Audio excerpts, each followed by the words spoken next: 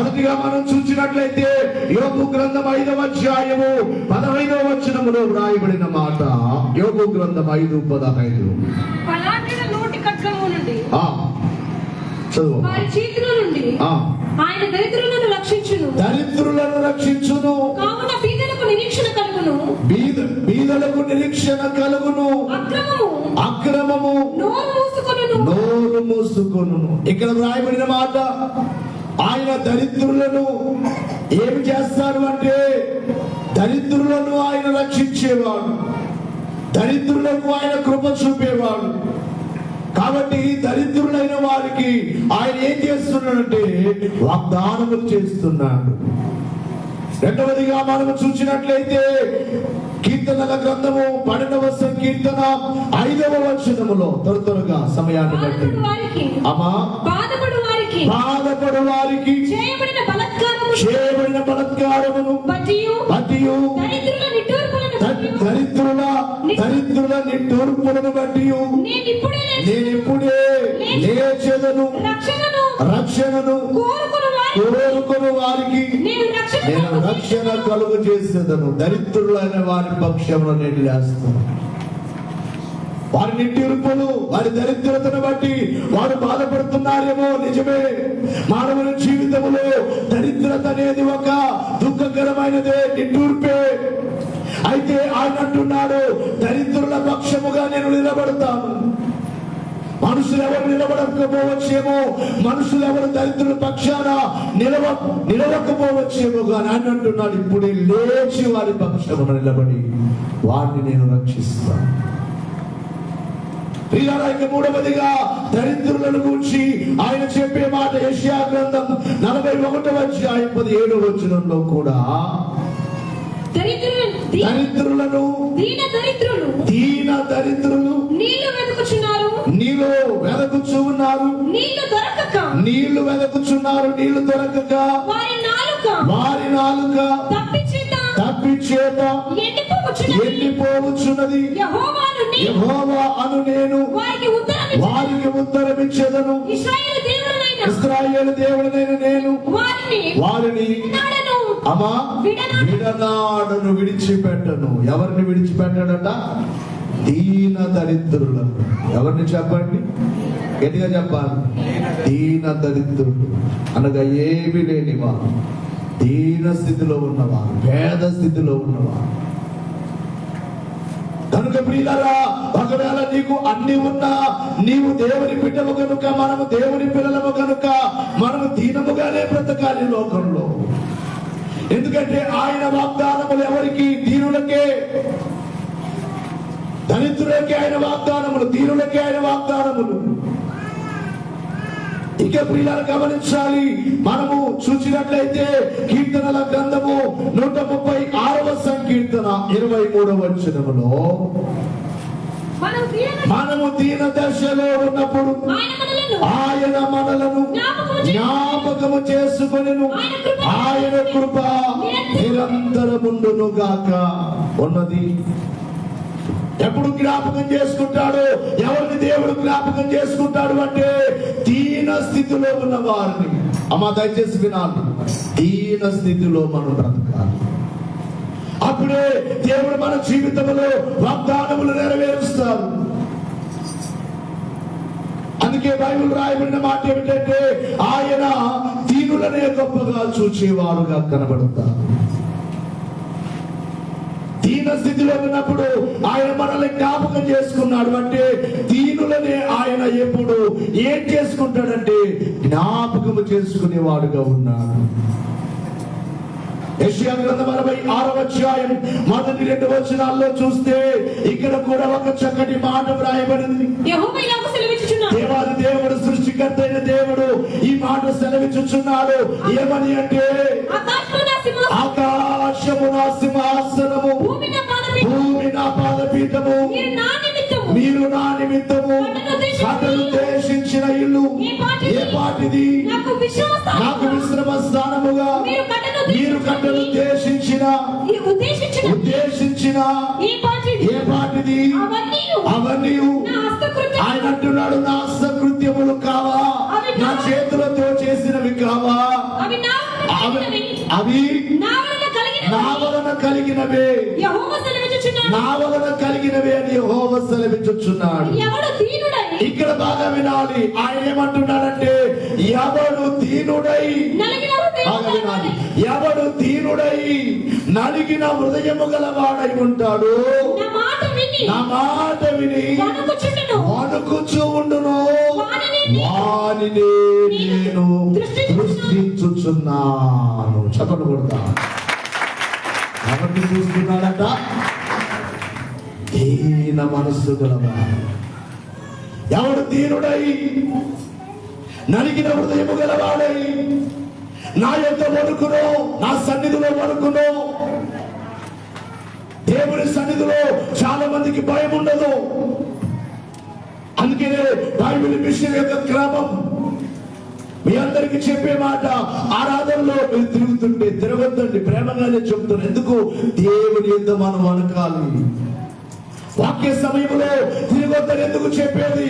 ఇదిగో దేవుని ఎదుట మనం ఉన్నాము, దేవుడు మన మధ్యలో ఉన్నారు, దేవుడు ఉన్నారు, దేవుని ఎదుటకు వచ్చేవారు ఆయన ఉన్నారని నమ్మాలి. ఎవడు దీనుడై నా యుద్ధ వణుకునో వానిని నేనేం చేస్తున్నాను అంటున్నాడు ఆయన. దృష్టించుచున్నాను, చూస్తున్నాడు ఆయన. ఇదిగో ఫలానా నా కుమారుడు నేనంటే ఎంత భయపడుతున్నాడు, ఫలానా నా కుమార్తె నేనంటే ఎంత భయపడుతుందో, నా సన్నిధిలో ఎంతగా వణుకుతూ ఉందో, నేను చూడాలి ఈ బిడ్డను, నేను చూడాలి ఈ కుమారుడిని, నేను హెచ్చించాలి అని వారి వైపే ఆయన చూస్తున్నాడట. ఎవరి వైపు? గట్టిగా చెప్పాలి. దీనుల వైపు, దీనుల వైపు. దీనులను హెచ్చించి అనాథులను దీవించి, దీనులను హెచ్చించి అనాథులను దీవించి,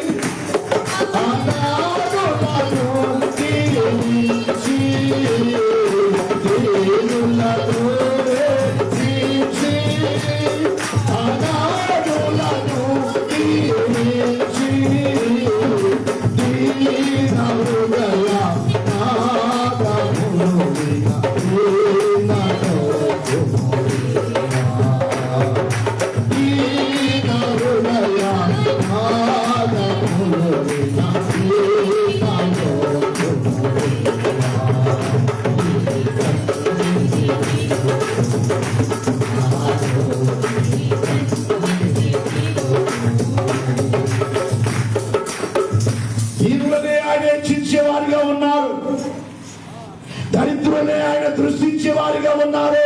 అందుకే మనము దీనముగా బ్రతుకుతాము. ఈ లోకంలో నేను ఎప్పుడు అంటాను, డబ్బు ఉండొచ్చు, ఏ రోజు ఉండొచ్చు, రేపు పోవచ్చు. డబ్బును బట్టి హెచ్చించుకోవద్దు. నీకు ఆస్తి ఉండవచ్చు, పొలం ఉండవచ్చు, ఈ రోజు ఉండొచ్చు పొలము, కొన్ని సంవత్సరాలకు పొలము లేకుండా పోవచ్చు. ఏమో చెప్పలేదు. మన తల్లిదండ్రులు సంపాదించిందంతా మనం అనుభవిస్తామనడానికి గ్యారెంటీ లేదు. ఇక్కడ మా నాన్న ఉన్నాడు, నేను మా నాన్న మీద కోపడ్డాను. నేను అప్పట్లో వారి చిన్నాన్నల మాట విని ఎంతో విలువ చేసి ఆ భూమి అంతటిని వాళ్ళకే ఇచ్చేసింది. ఆయనకి అప్పుడు ఆలోచన రాలేదు, ఈ రోజున అక్కడ ఒక డ్యాము, ఒక ఎకరము కొన్ని లక్షల రూపాయలు. మా అబ్బల ఆస్తి మాకు లేదు, ఉండొచ్చు ఉండకపోవచ్చు. ఆస్తిని బట్టి మనం హెచ్చించుకోకూడదు, ధనమును బట్టి మనం హెచ్చించుకోకూడదు. ఈ లోకములో బంగారమును బట్టి, లేకపోతే ఉద్యోగమును బట్టి, లేకపోతే కులమును బట్టి, లేకపోతే దేనిని బట్టి అయినా కానీ హెచ్చించుకోకూడదు.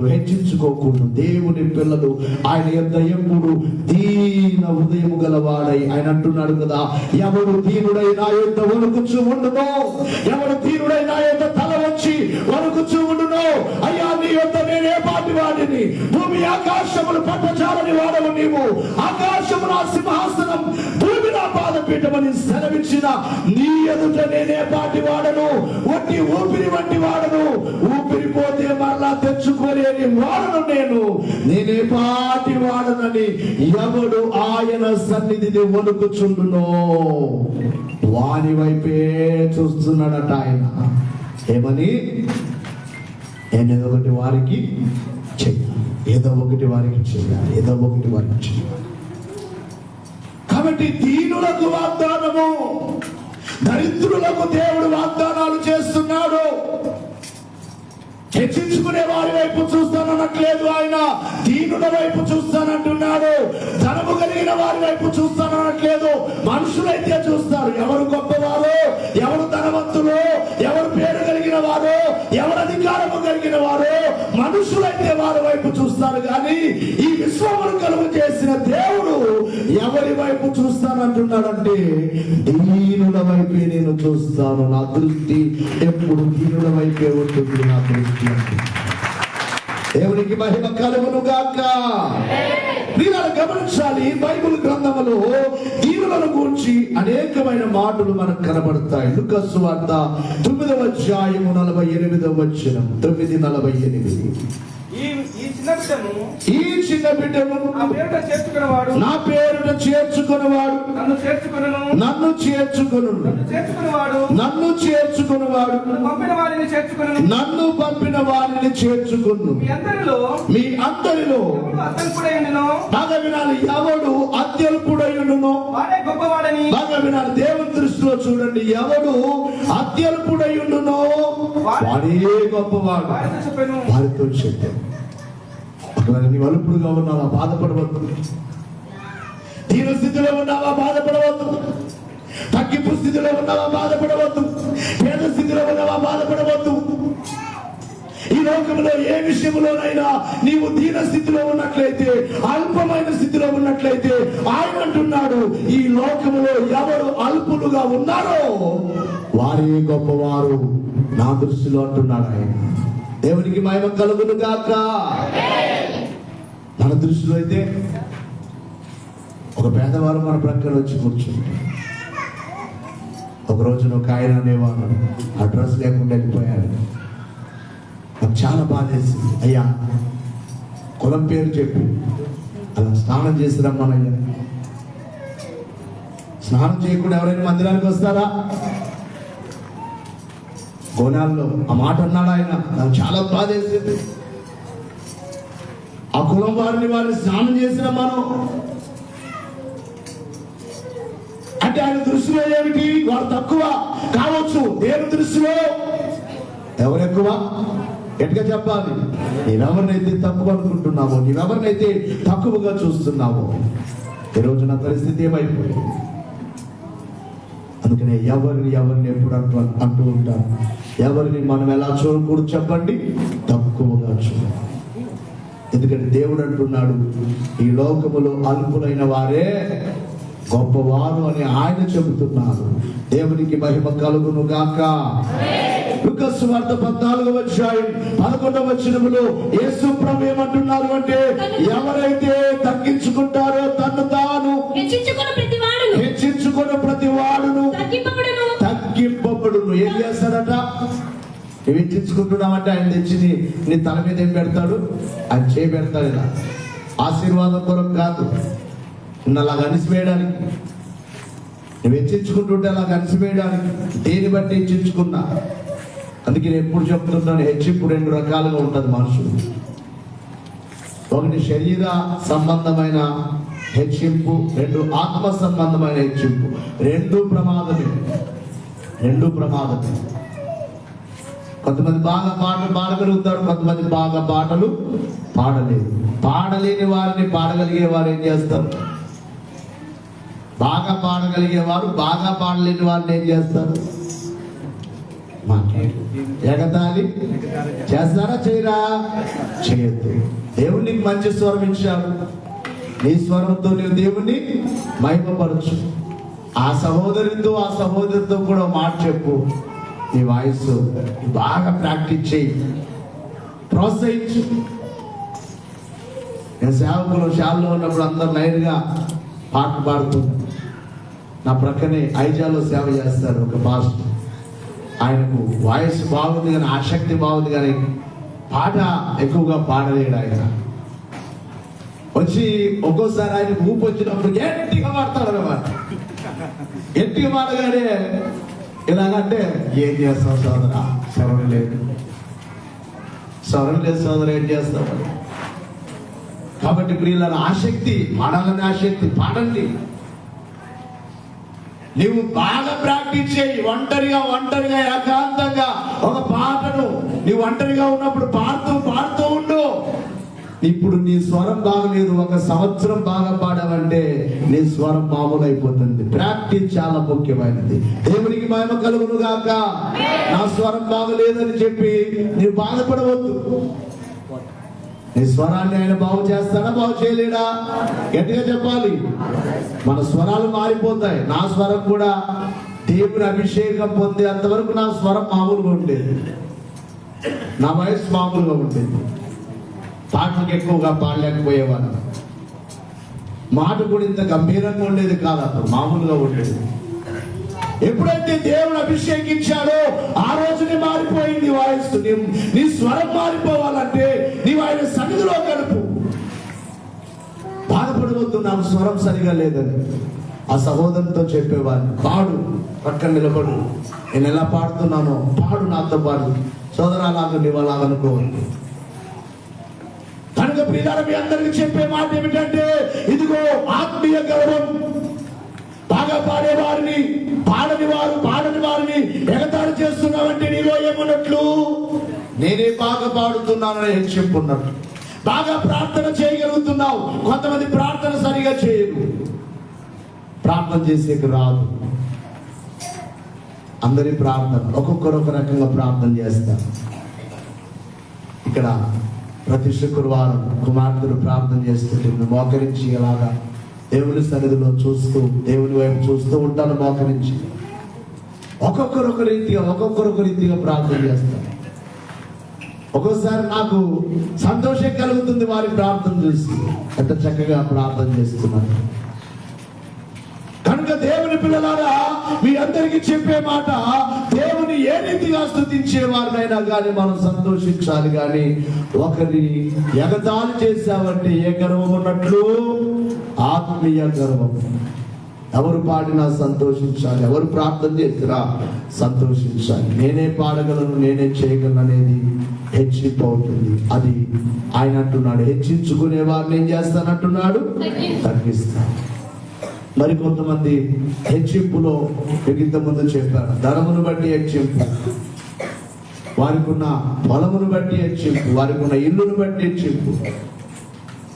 ఇంత ముందు చెప్పాను, మా ఊర్లో ఒక అతను ఒక రోజున నాతో మాట్లాడుతూ, వారి మనవడు నేను ఒకే రోజు పుట్టా. మా అమ్మ చెప్పేది, ఒకే రోజు ఒకే డేట్గా ఆ బాబు నీవు ఒకే రోజు పుట్టారని చెప్పి అమ్మ చెప్పేది.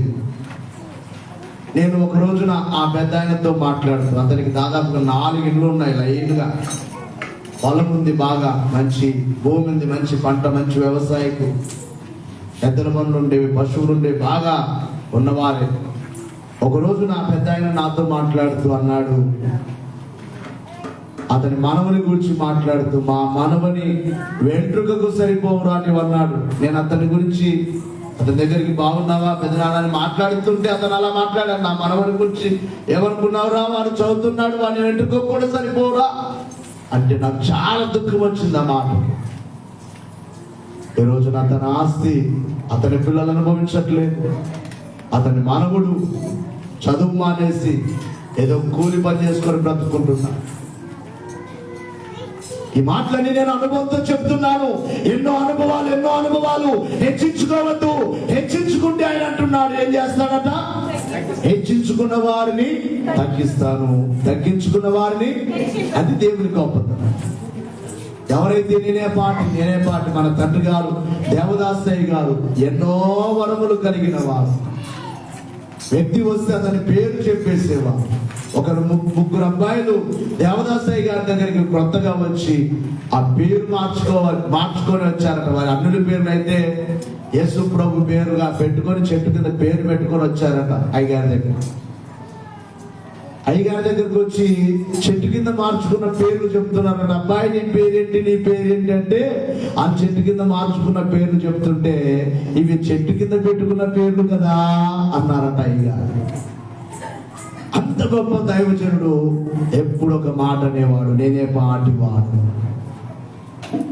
ఒక రోజున దేవుడు వచ్చి అయ్యగారితో, కుమారుడా దేవదాసు, నీలాంటి కుమారులు ఇద్దరుంటే ప్రపంచాన్ని మార్చేసుకుంటాను కుమారుడా అన్నాడట. ఆ మాటకు అయ్యగారు 3 రోజులు భోజనం మానేశాడట. రోజు ఏడ్చుకుంటుండేవారట అయ్యగారు. అయ్యగారి దగ్గర ఉన్న శామ్యూల్ అనబడే ఒక ఆయన, ఒక సేవకుడు వచ్చి అయ్యగారు భోంచేయండి అయ్యగారు అంటే, వద్దబ్బాయి నాకు భోజనం. ప్రభు వచ్చి నన్ను గొప్పవాడు అన్నారు. నేనే పాటివాడిని అబ్బాయిని 3 రోజులు అయ్యగారు భోజనం మానేసి ఏడ్చారు. అన్ని వరాలు కలిగిన తండ్రి దేవదాసు అయ్యగారు ఎప్పుడు నేను దీనుడనే అయ్యగారు అనేవారట. నా పేరు దేవదాసు, నేను దేవునికి దాసుడనే అనేవారు. కాబట్టి నేను దాసున్నే, నేను యజమానుని కాదు, నేను దాసున్నే. ఇంకో మాటలో చెప్పాలంటే ఈ లోకమునకు వచ్చిన మన ప్రభువైన యేసుక్రీస్తు వారు చెబుతూ ఏమన్నారు? నేను సాత్వికుడను, నేను దీన మనస్సు గలవాడు. ఆయన ఏమైపోయాడు? నాకు శిలువ ధ్యానం చేస్తుంటే నాకు కళ్ళంట కన్నీళ్ళు ఆగలేదు. ఎంత దీనుడైపోయాడు. ఏ విశ్వమును ఆయన చేతులతో చేసిన వాడు, చేతులకు సంఖ్యలు వేయబడి వారి దగ్గర నిలబడ్డాడే. మనం పాడుకుంటాం కదా శిలువ ధ్యానాల్లో, నిరపరాధి అయినా తండ్రి నిలువ పెట్టిరి, నిరపరాధి అయినా తండ్రి నిలువ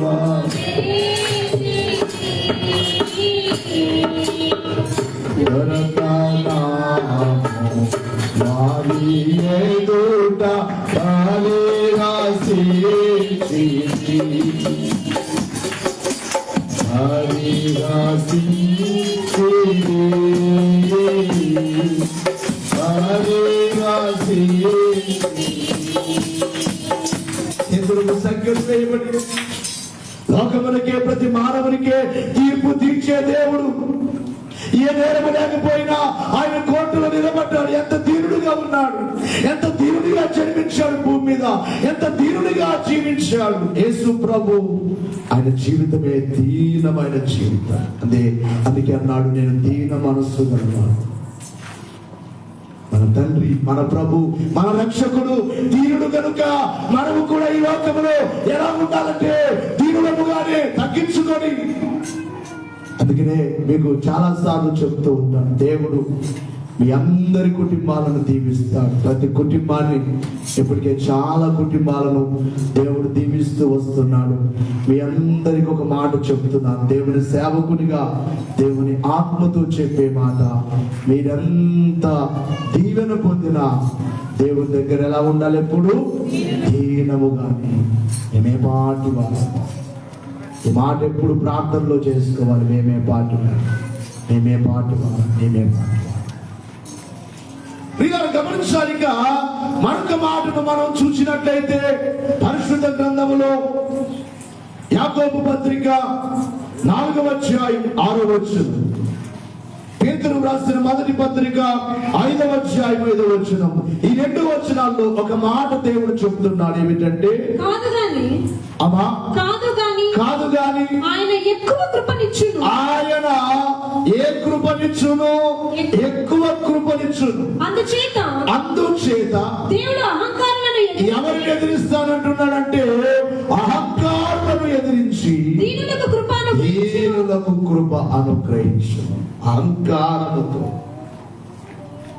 ఒక 3 సంవత్సరాల కిందట ఒక మందిరం, మన బోధాల మందిరం దగ్గర ఒక ఆయన, అందుకే మీకు చెప్పాలనుకుంటున్నా, ఇక్కడ రోడ్డు చాలా స్పీడ్గా వాహనాలు వెళుతున్నాయి. ఇందాక ఒక కుమార్తె అటు చూడకుండా వచ్చేస్తుంది. అమ్మా దయచేసి రోడ్డు దాటేటప్పుడు జాగ్రత్తగా వెళ్ళండి, మీ పిల్లల్ని చేయి పట్టుకొని వెళ్ళండి. ఈ రోడ్డు మీదకి ఎక్కేటప్పుడైనా వాహనమైనా ఏదైనా త్వరగా వెళ్ళిపోవద్దు. రోడ్ చాలా బాగుంది కాబట్టి వీలైతే అక్కడ రోడ్డు వేసేటప్పుడు మన చర్చికి వెళ్ళే దారి దగ్గర ఒక స్పీడ్ బ్రేకర్ వేయిస్తే బాగుంటుంది. మీరు ఎవరైనా అక్కడ ఎవరితోనైనా కానీ మాట్లాడండి. ఎందుకంటే ప్రతి వారం మన బిడ్డలు వస్తుంటారు వెళ్తుంటారు కనుక అంత వేగముగా వెళ్తున్నప్పుడు ఒక్కోసారి కొంతమందికి చూసుకోవడం తెలియదు, ఎలా దాటుకోవాలి. ఒక అబ్బాయి రోడ్డు దాటుతూ అలా వెళ్ళాడు. మోటార్ సైకిల్ వచ్చి గోడ దగ్గర నుంచి అక్కడ వరకు లాక్కుంటూ వెళ్ళిపోయింది మోటార్ సైకిల్. బాబు మొత్తం బ్లడ్, రక్తం అంతా.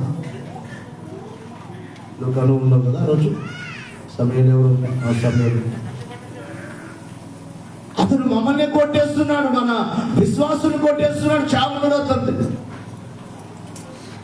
యాక్సిడెంట్ చేసింది ఆ వ్యక్తి, కొట్టేది అతను మన బిడ్డల్ని కొడుతున్నాడు. ఏంట్రా మీరు, ఎవరు ఇక్కడ మందిరం కట్టమంది, మందిరం పీకేస్తా అంటున్నాడు వ్యక్తి. మందిరం పీకేస్తావా ఏమనుకుంటున్నావు? ఏమయ్యా అనే వ్యక్తి నా మీద కూడా చేస్తున్నాడు, కొట్టడానికి నెట్టేస్తున్నాడు నన్ను కూడా. తర్వాత వారు చెప్పిన సాక్ష్యం ఏమిటంటే, ఆ ఊరి వారు మరలా సంవత్సరం తిరగక ముందే, చాలా బలంగా ఉంటాడు ఆ వ్యక్తి, చాలా లావుగా ఉంటాడు, సంవత్సరం తిరగక ముందే చచ్చిపోయాడట వ్యక్తి. బైబిల్ చెప్పుచున్న మాట, దేవుడు అహంకారులను ఎదిరించి దేవుని మీద గాని, దేవుని బిడ్డల మీద గాని, దేవుని పిల్లల్ని కొడితే, దేవుని సేవకుల్ని నెడితే దేవుడు ఊరుకుంటాడా? అహంకారులను ఎదిరించి దీనులకే కృప చూపేవాడు ఆయన. అహంకారపు మాటలు దేవుడు అతన్ని తగ్గించి వేయలేదా? మీకు అన్ని సాక్ష్యముగానే చెబుతున్నాను, ఏది వంటి మాటలు కావు. అందుకని దేవుని పిల్లలమైన మనం దీనులముగా బ్రతకాలి. అహంకారులను ఎదిరించి ఎవరికి కృప చూపిస్తానంటున్నాడు? దీనులకు కృప. సేమ్ అదే మాట పేతురు గారు కూడా రాస్తున్నాడు. మొదటి పత్రిక 5వ అధ్యాయం 5వ వచనములో, చిన్నపిల్లలారా మీరు పెద్దలకు లోబడి ఉండుడి, మీరందరూ ఎదుటి వాని ఎదుట దీన మనస్సు. ఏ ధరించుకోవాలట మనం అయ్యామా? చెప్పండి, ఏ వస్త్రం ధరించుకోవాలట? దీన మనస్సు అను వస్త్రమును ధరించుకొనుడి, మిమ్మల్ని అలంకరించుకొనుడి. ఇక్కడ కూడా సేమ్ అదే మాట్లాడుతున్నాడు. ఏమని? దేవుడు అహంకారులను ఎదిరించి దీనులకే ఏమి చూపును? గట్టిగా చెప్పాలి. అందుకే దీనులకే ఆయన వాగ్దానాలు నెరవేరుస్తాడు, దీనులనే దృష్టిస్తాడు, దీనుల పక్షాన్ని ఆయన ఉంటాడు, దరిద్రుల పక్షాన్ని ఆయన ఉంటాడు అంటున్నాడు. అది ఆయన గొప్పతనం. ఒకరోజు మనం దీనులమే, ఒకరోజు ఏమి లేని వారమే, అందరితో అనిపించుకున్న వారమే. నీ బ్రతుకేంట్రా అని కొంతమంది మొఖాన్ని అన్ని ఉండవచ్చు. నా జీవితంలో కూడా చాలా మంది అలాగున్న నేను అనిపించుకున్న వారమే. నేను మిల్లర్ దగ్గర పని చేస్తుంటే షాల్లో ఒక వ్యక్తి వచ్చి అనేవాడు, నీ బ్రతుకు మిల్లర్ బ్రతికే రాలేదు. చాలా బాధ చేసేది నాకు అమ్మా. నీ బ్రతుకు సేవ చేయలేం లేదా, నీ మిల్లర్ బ్రతికే అనేవాడు. అయితే అతను చదువుతున్నాడు, మళ్ళా నాకు రిటర్న్ ఇవ్వలేదంట డబ్బులు. చదువు చదివేటప్పుడు సోదరా ఫీజు కట్టడానికి డబ్బులు లేవు సోదరా అంటే అతనికి కొంత డబ్బులు నేను ఇచ్చాను, ఇప్పటికి మరలా తిరిగి ఇవ్వలేదు అతను. కొంతమంది మాటలు, గాయపరిచే మాటలు, హెచ్చింపు మాటలు. నేను ఎప్పుడు అంటూ ఉంటాను, ఏ మనిషితో నాకు పని పడదని అనుకోవద్దు, వారి దగ్గరికి పెడతాడు దేవుడు. ఏ వ్యక్తితో అనుకోవద్దు. ఒక రోజున భోజనం చేసేటప్పుడు ఒక వ్యక్తి మాట్లాడాడు, అన్నం తినేటప్పుడు మాట్లాడాడు. అయితే అతన్ని కూడా దేవుడు మరలా తిరిగి నా దగ్గరికి రప్పించాడు. ఒకసారి ఒక వ్యక్తి నేనే తప్పు చేయకపోయినా అయ్యగారి దగ్గర అన్ని ఏవేవో చెప్పి నా మీద చాడి చెప్పి వాడు ఎన్నెన్నో మాటలు చెప్పి బాధ పెట్టేవాడు. అప్పుడు ఇస్సాకు రాజు ఇక్కడే బట్టలు చాకల వారికి ఇస్తే వారు రెడీ చేసి ఇచ్చేవారు. ఇస్సాకు రాజు తీసుకొని వచ్చాడు, బట్టలు తీసుకొని వచ్చాడు, బ్యాగు. ఇస్సాకు రాజు ఒకరినే కదా ఉతుక్కునేకి టైం ఉండేది కాదు. 1 గంట 2 తెల్లవారులు కూడా కార్యక్రమాలు ఉండేవి. బట్టలు తెచ్చారు కదా, ఇక సర్దుకో పోదు ఇంటికి అంటున్నాడు ఆ క్యాండిడేట్. నాకు అర్థం కాలేదు నేనేం చేశాను.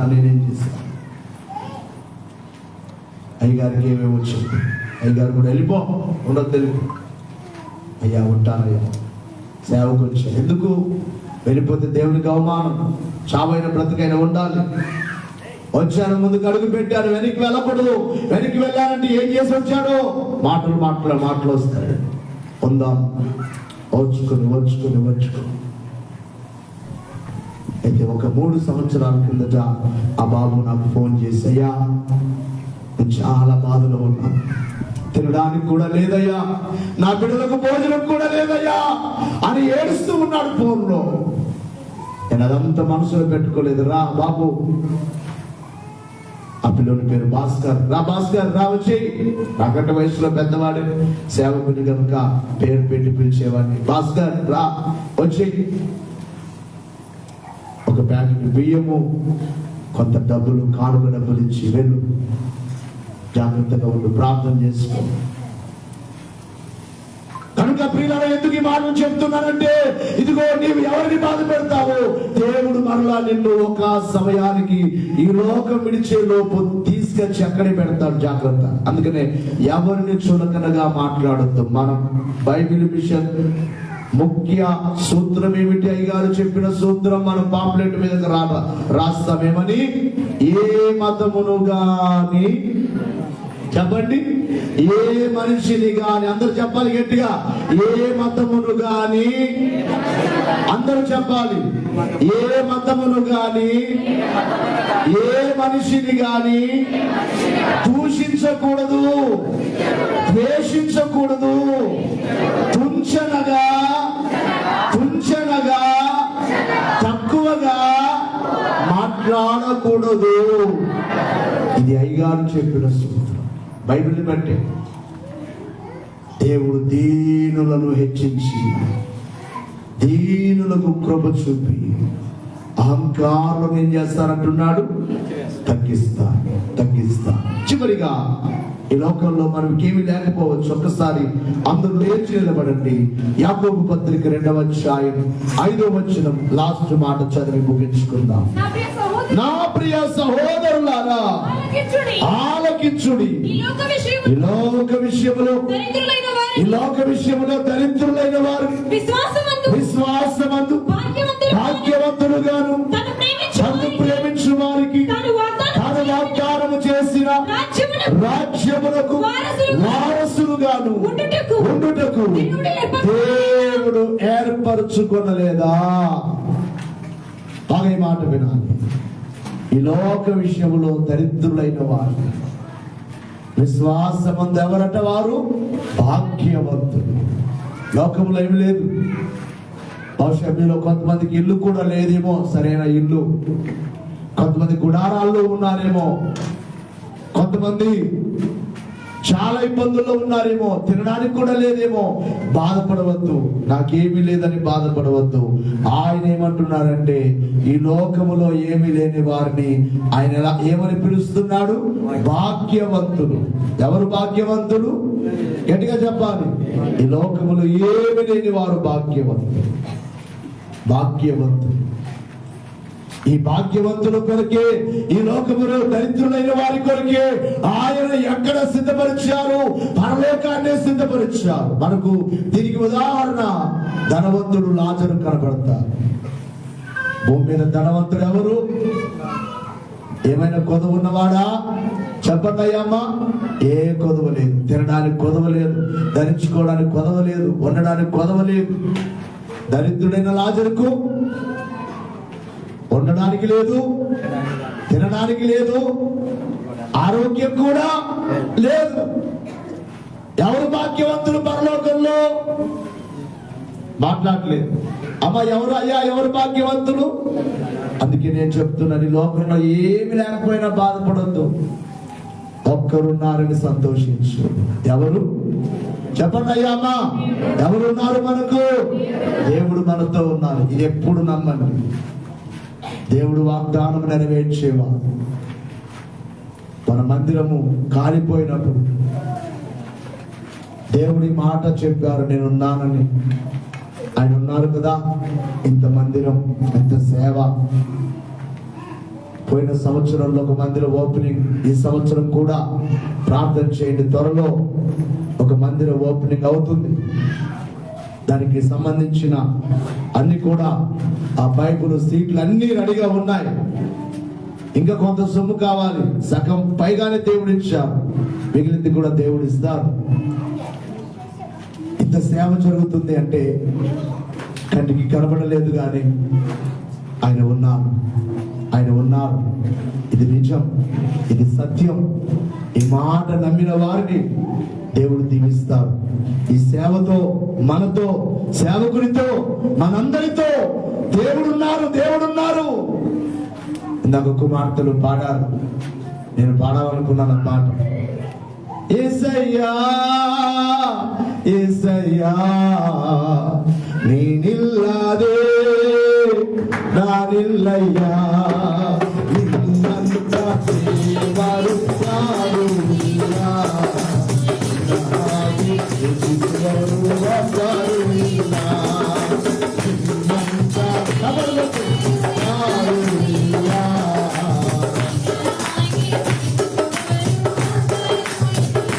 యేసయ్యా యేసయ్యా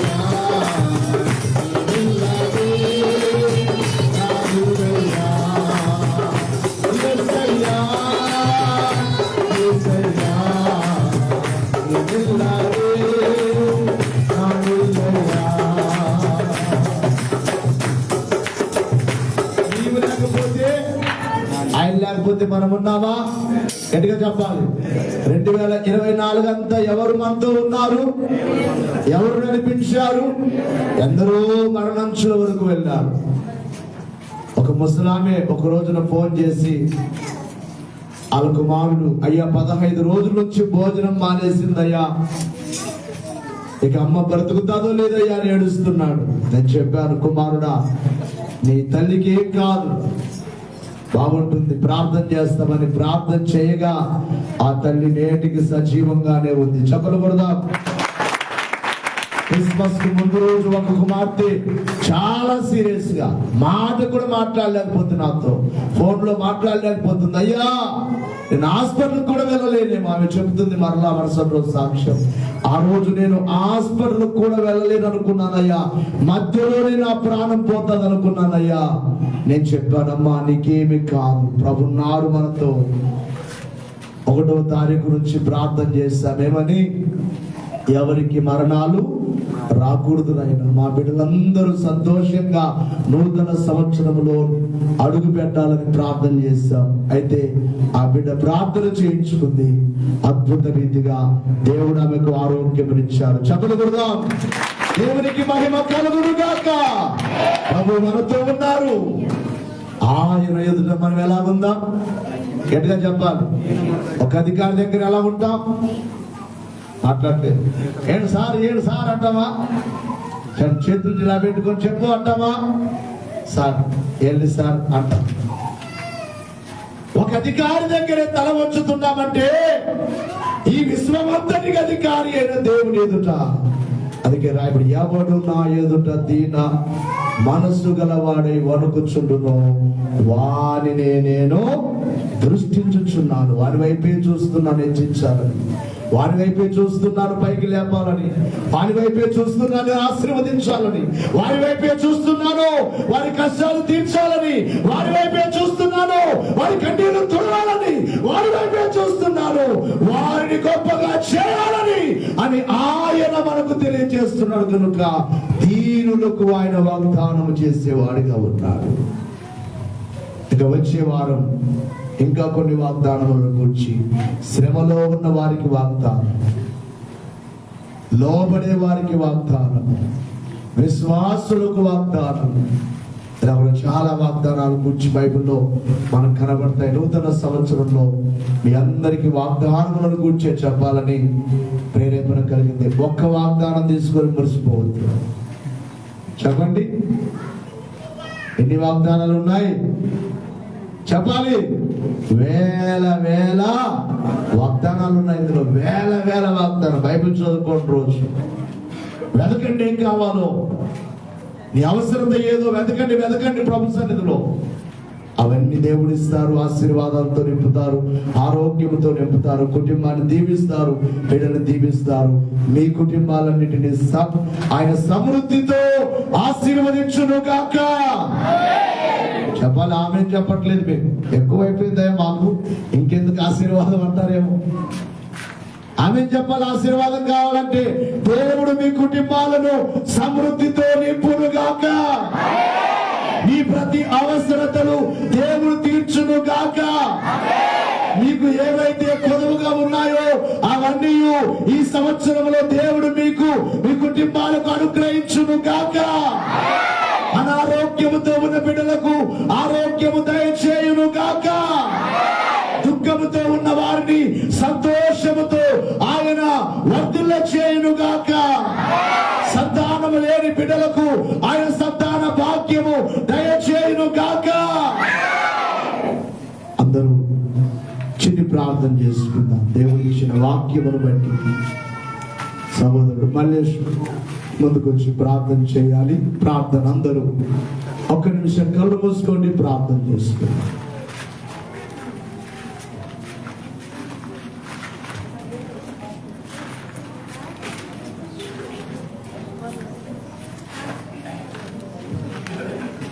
కళ్ళు మూసుకోవాలి అందరూ, ప్రార్థన. పరిశుద్ధుడ మోగోన్నతుడా గొప్ప దేవానైనా, భూమి ఆకాశం కనిపించిన దేవానికి వందనములు నాయనా. ఇదిగో ప్రభువా, ఉదయ కాలం నుంచి అయ్యా నీ పరిశుద్ధ